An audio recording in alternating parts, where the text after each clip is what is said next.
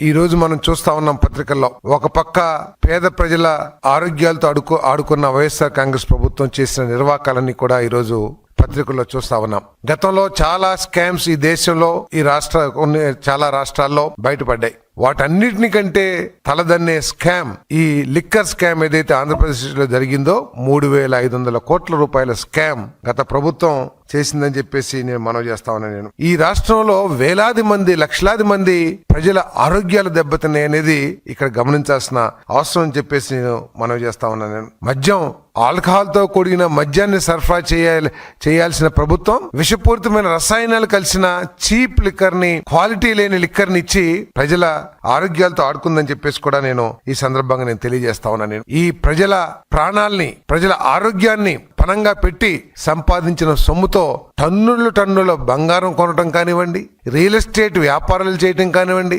విదేశాల్లో మైన్స్ వ్యాపారం చేయటం కానివ్వండి, లేదా దుబాయ్ లాంటి ప్రాంతాల్లో షెల్ కంపెనీల ద్వారా ఈ మనీ లాండరింగ్ ఏదైతే చేసి ఎంత ఘోరంగా చేశారో పత్రికలు చూస్తా ఉన్నాం. ఇవన్నీ కూడా సాంకేతికతను వాడుకుని ఎక్కడా కూడా కక్షపూరితంగా కానీ ఎవరినన్నా ఇన్వాల్వ్ చేయాలి, ఎవరినన్నా ఇరికించాలి అనే ఆలోచనతో కాకుండా జరిగిన వాస్తవాల్ని సాంకేతికత ఆధారంగా వాస్తవాల్ని వెలికి తీసి ఈ రోజు జరిగిన స్కామ్ అంతా కూడా ఈ ప్రభుత్వంలో బయట పెడుతుందని చెప్పేసి నేను మనవి చేస్తా ఉన్నాను.